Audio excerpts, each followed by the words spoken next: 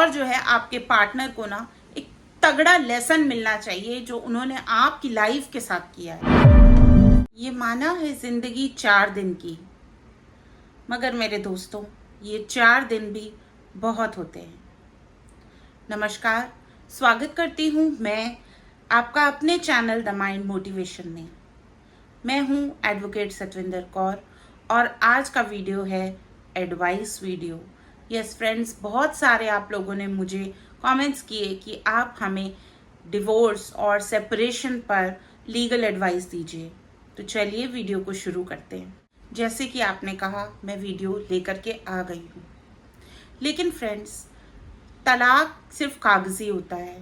इसमें सफ़र करने वाले सिर्फ एक हस्बैंड एंड वाइफ नहीं होते, बल्कि पूरी फैमिली होती है।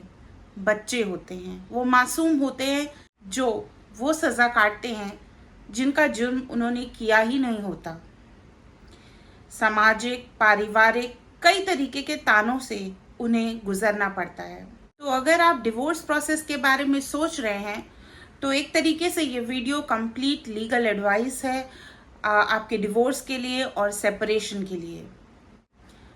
आप डिवोर्स प्रोसेस करें या सेपरेशन के लिए जाएं, उससे पहले इस वीडियो को देखना बेहद ज़रूरी है ताकि आपका कॉन्सेप्ट ठीक से क्लियर हो जाए। इस वीडियो में मैं 4 बेसिक्स को कवर करूंगी। सबसे पहले तो यही legal advice for divorce and separation.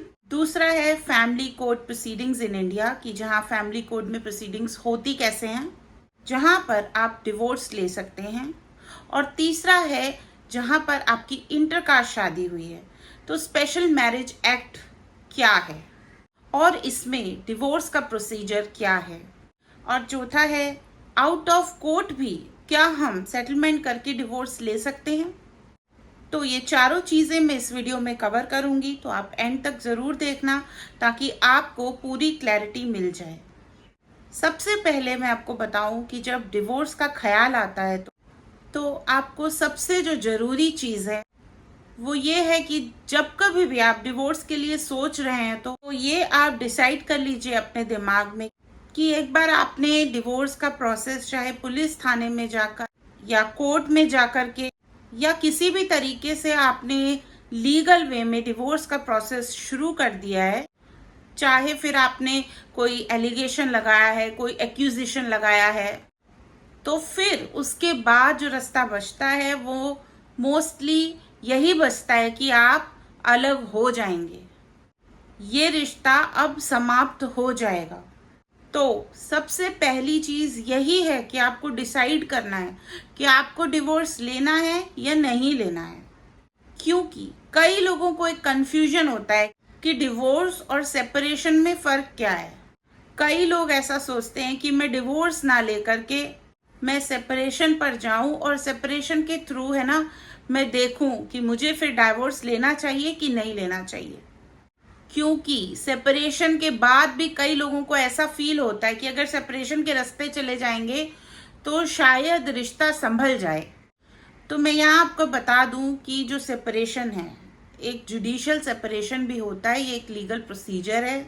इसमें होता है कि आप हस्बैंड एंड वाइफ एक डीड बना के, यानी कि एक समझौता करके अलग अलग रहना शुरू कर देंगे, जिसमें आप प्रॉपरली हस्बैंड एंड वाइफ तो रहेंगे। तो इसमें आप अपनी ड्यूटीज़ को भी पूरा करेंगे, एक्सपेंसेस भी बियर होंगे, सब कुछ होगा। लेकिन कि आपने जो एक टाइम पीरियड डिसाइड किया है 1 साल 2 साल अलग रहने का, तो फिर वो आप अलग रहेंगे। लेकिन माय डियर फ्रेंड्स, डिवोर्स एक प्रोसेस होता है जहाँ एक बार डिवोर्स हो गया तो फिर रिश्ता जो है ख़त्म हो जाता है और आप दोनों ही स्वतंत्र हो जाते हैं दूसरे विवाह के लिए। तो ये तो एक बेसिक डिफरेंस हो गया डिवोर्स और सेपरेशन में। तो फिर अब आता है सवाल कि अगर मुझे डिवोर्स लेना है तो मैं किस तरीके से डिवोर्स ले सकता हूँ या ले सकती हूँ। डिवोर्स लेने के 2 प्रोसेस होते हैं। एक होता है म्यूचुअल प्रोसेस, जहाँ पर आप हस्बैंड एंड वाइफ आपसी सहमति से डिवोर्स के लिए प्रोसीडिंग्स करते हैं। और दूसरा जो होता है वो कंटेस्टेड डिवोर्स होता है। म्यूचुअल डिवोर्स में आप बच्चे को लेकर के या संपत्ति को लेकर के या फिर मेंटेनेंस को लेकर के एक समझौते पे आ जाते हैं, एक एग्रीमेंट पे आ जाते हैं और म्यूचुअली जो है डिसाइड करके अपने टर्म्स एंड कंडीशन आप डिवोर्स के लिए प्रोसीड करते हैं।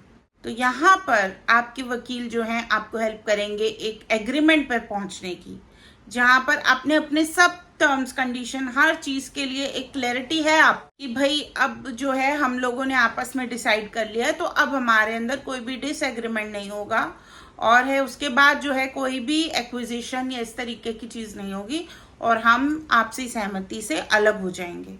कंपैरेटिवली म्यूचुअल डिवोर्स जो होता है वो जल्दी हो जाता है, लेकिन यहाँ पर एक कंडीशन है कि शादी को कम से कम 1 साल होना जरूरी है। अब मोस्टली जो प्रॉब्लम्स हम देखते हैं वो कंटेस्टेड डिवोर्स में देखते हैं। कंटेस्टेड डिवोर्स में पहले से ग्राउंड्स बताए गए हैं, उन्हीं ग्राउंड्स पर आप कंटेस्ट करके यानी कि आप साबित करके डिवोर्स लेते हैं। और आम तौर पर कंटेस्टेड डिवोर्स में जो आजकल एलिगेशंस लग रहे हैं, तो ये एलिगेशंस मोस्टली अडल्ट्री के या क्रूएलिटी के या वायलेंस के हो जाते हैं, लेकिन इनको कोर्ट में साबित करना बहुत ही मुश्किल होता है। तो फर्स्टली जब क्रूएलिटी का बेस लेकर कंटेस्टेड डिवोर्स के लिए फाइल किया जाता है, तो इसके साथ साथ 2 और केस कर दिए जाते हैं जो कि होता है डोमेस्टिक वायलेंस के और मेंटेनेंस के। ये वाइफ की तरफ से मोस्टली ज्यादा किए जाते हैं। तो ये 2 केस और इसलिए हो जाते हैं कि वो एक तो आपसे मेंटेनेंस भी मांग सकती हैं और दूसरा जो है आपका और आपकी फैमिली के ऊपर वायलेंस का केस भी कर दिया जाता है, जिससे कि प्रेशर और ज्यादा बढ़ता है और जो है ना डाइवोर्स का जो केस है, जो आपने कंटेस्टेड डाइवोर्स का केस डाला हुआ है उसके ऊपर भी और ज्यादा फोकस हो जाए और प्रेशर आ जाए डिवोर्स देने के लिए। तो यहाँ पर मैं एक और बात कहूंगी कि ये जो है 2 केसेस और हम इसलिए कर देते हैं ताकि प्रेशर टैक्टिक्स हो जाएं और जो है जो कंटेस्टेड डिवोर्स है उसमें जो हमारे टर्म्स एंड कंडीशंस हैं वो सेटल हो जाएं हमारे फेवर में और जो है अपने हिसाब से डिवोर्स को करवाया जा सके। और दूसरा, अगर हम हस्बैंड साइड से देखें तो हस्बैंड्स कई बार केवल फोन पर बात करने को ही अडल्ट्री मान लेते हैं और कोई सॉलिड ग्राउंड ना होने के बावजूद भी केस जो है फाइल कर देते हैं और फिर ऐसे केसेस में कई बेसलेस एलिगेशंस हो जाते हैं जिन्हें हम बाद में प्रूव करने के लिए बहुत ज़्यादा मुश्किलात का सामना करते हैं।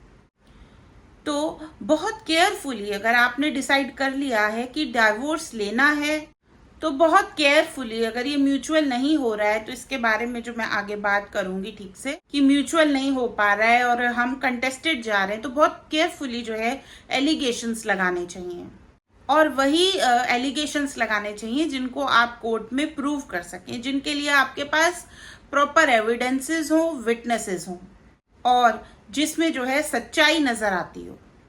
तो ये तो हो गया डिवोर्स के लिए। अब एक और बात जो आपके मन में जो है क्वेश्चन उठ रहा होगा कि जो मेरा डिवोर्स है वो किस एक्ट के तहत फाइल किया जाएगा, कि मैं उसके बारे में भी आपको बता दूं। तो अगर आपकी शादी हिंदू मैरिज एक्ट के मुताबिक हुई है, जो कि हिंदूज, जैन, सिख्स और बुद्धिस्ट के ऊपर एप्लीकेबल होता है, हिंदू मैरिज एक्ट 1955 के तहत अगर आपकी शादी हुई है तो आपका जो तलाक है वो भी हिंदू मैरिज एक्ट के मुताबिक ही होगा। अगर आपकी शादी जो है क्रिश्चियन है, क्रिश्चियन मैरिज एक्ट के मुताबिक हुई है, तो फिर आप जब तलाक लेने जाएंगे तो the Indian act of divorce 1869 overseas divorce laws for Christian act के तहत आपका डिवोर्स होगा। ये जो एक्ट है वो क्रिश्चियंस के लिए एप्लीकेबल होता है। जो नेक्स्ट है the Parsis divorce act of 1936 governs divorce laws in India for Parsis. अगर आप पारसी हैं तो फिर the marriage and divorce act 1936 for Parsis ये आपके ऊपर एप्लीकेबल होगा। वहीं पर एक और सवाल आता है कि यदि मुस्लिम हैं तो कैसे डिवोर्स होगा, कौन से एक्ट के थ्रू जो है इंडिया में डिवोर्स होगा।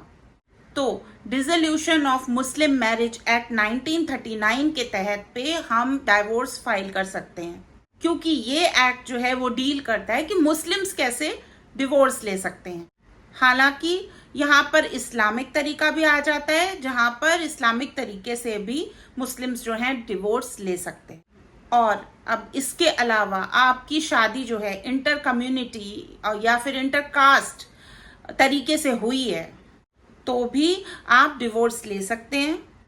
वो स्पेशल मैरिज एक्ट 1954 के तहत होगा। तो स्पेशल मैरिज एक्ट के मुताबिक आप डिवोर्स लेकर के अलग हो सकते हैं। अब ये तो मैंने आपको एक लीगल चीज, एक बेसिक ब्रीफ बता दिया जो आपको जो है समझना चाहिए। अब इसके बाद से क्या होता है, तो जैसे कि अब आप डिवोर्स केस फाइल करेंगे या फिर मेंटेनेंस का केस फाइल करेंगे तो दोनों ही जो है फैमिली कोर्ट में जाएगा।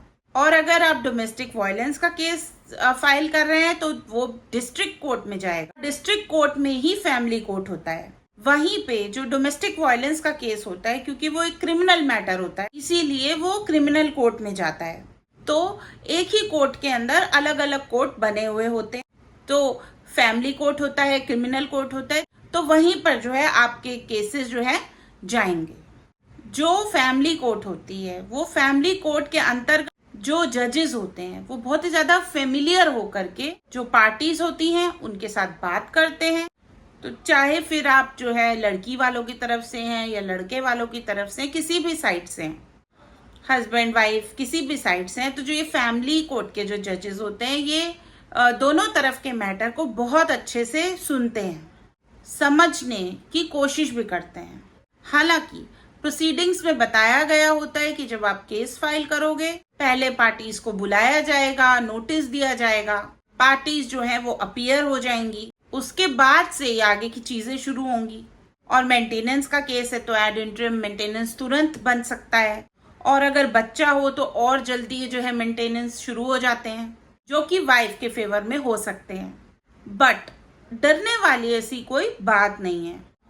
फैमिली कोर्ट में आप आराम से जा सकते हैं, आप अपने पक्ष की बातें जो है रख सकते हैं, आप वकील के माध्यम से या फिर इन पर्सन भी कर सकते हैं और इस चीज को जो है फाइट कर सकते हैं। अब यहाँ पर एक और सवाल आता है कि चलिए ठीक है कि मैं फैमिली कोर्ट में जा करके अपना कर लूंगा, बट अगर स्पेशल मैरिज एक्ट के तहत मेरी शादी हुई है तो स्पेशल मैरिज एक्ट वाले लोग किस तरीके से और उनका केस जो है वो कहाँ पे फाइल होगा। तो अगर आपकी शादी स्पेशल मैरिज एक्ट में हुई है, इंटर कम्युनिटी या इंटर रिलीजन मैरिज हुई है, तो उस केस में भी आपका जो डिवोर्स का केस होगा वो फैमिली कोर्ट में ही होगा। फैमिली कोर्ट में जाकर के आप अपना जो है मैटर रख सकते हैं। अब एक और चीज आता है इसमें जो बताना जरूरी है, वो है ज्यूरिसडिक्शन। ज्यूरिसडिक्शन कहाँ का होगा? देखिए, अगर आप एक हस्बैंड है जहाँ रहते हैं तो वहां के कोर्ट में जो है आप जा सकते हैं, वहीं पर डिवोर्स केस जो है चला सकते हैं। बट अगर वाइफ कहीं और रहती है, किसी और टाउन में रहती है, तो फिर आप वहां के कोर्ट में भी जा करके अपना जो ये केस है वो चला सकते हैं। या फिर जो आपका मैट्रिमोनियल प्लेस है जहां आपकी शादी हुई थी, आज आप सेपरेट हैं बट जहां शादी हुई थी, तो उस प्लेस के भी कोर्ट में जो है आप अपना इस केस को चला सकते हैं। अब जो लास्ट पॉइंट इस वीडियो का है जो समझना चाहिए आपको, कि क्या आउट ऑफ कोर्ट सेटलमेंट किया जा सकता है, चाहे आप वाइफ हैं या हस्बैंड हैं।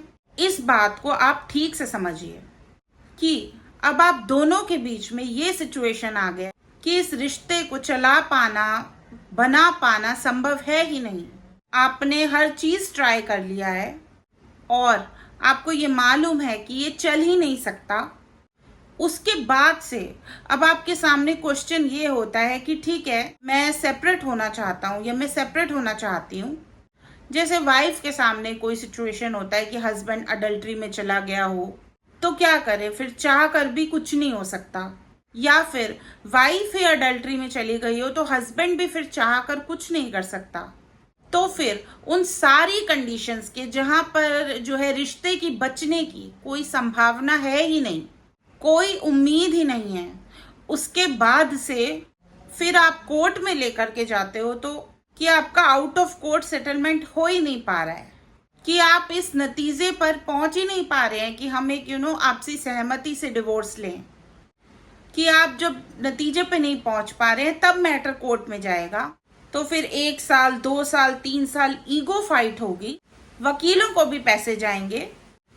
फिर उसके बाद से ये जो मैटर है वो म्यूचुअल डाइवोर्स के लिए सेटल होता है। क्योंकि 2-3 साल में मोस्टली जो पार्टीज होती हैं वो थक जाती हैं और जो है उनको लगता है कि बस अब सेटल कर दो।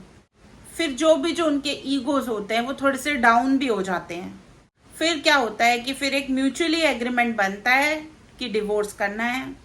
तो बेहतर क्या है कि हम ईगो फाइट्स करें, एडवोकेट्स को पैसे दें। उससे बेटर है कि अगर आउट ऑफ कोर्ट आप किसी वकील के माध्यम से आप जो है किसी नेगोशिएशंस पर पहुंच जाएं और जो है out of court he settle करें और उसके बाद जो है आप म्यूचुअल डिवोर्स ले लें।